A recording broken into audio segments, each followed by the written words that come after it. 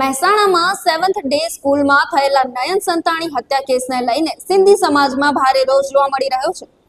આ ઘટનાના વિરોધમાં મહેસાણા સિંધી સમાજ દ્વારા કલેક્ટર કચેરીએ આવેદનપત્ર આપવામાં આવ્યું હતું। આવેદનપત્રમાં તેમણે અમદાવાદના મણિનગરમાં આવેલી 7 ડે સ્કૂલમાં દિવસે દહાડે નયન સંતાણી પર હુમલો કરી તેનું મોત નિપજાવનાર ગુનેગારોને તાત્કાલિક ધરપકડ કરવાની અને તેમની સાથે કડકમાં કડક કાર્યવાહી કરવાની માંગણી કરી હતી। આ ઘટનાને કારણે ગુજરાતમાં શૈક્ષણિક સંસ્થાઓની સલામતી પર અનેક સવાલો ઊભા થયા છે।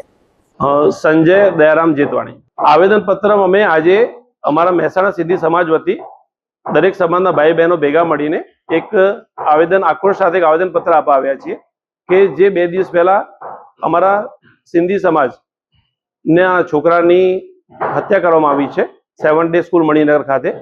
એ બહુ ગંભીર બાબત છે અને એકદમ નિર્દોષ બાળક જેને હજી દુનિયા જોઈ પણ નથી, બિલકુલ નિર્દોષ બાળકની બિલકુલ નાની બાબતમાં જે હત્યા કરવામાં આવી છે એ ખૂબ જ ખરાબ વસ્તુ કહેવાય। એક સમાજ માટે પણ એક લાલ બત્તી કિસ્સો સમાન કિસ્સો છે આ રહ્યો, જેને આપણે ગંભીરતાથી નહીં લઈએ તો આગળ આ કિસ્સાઓ વધતા રહેશે અને દરેક માતા પિતા આગળ પણ પોતાના સંતાનો ગુમાવતું રહેશે।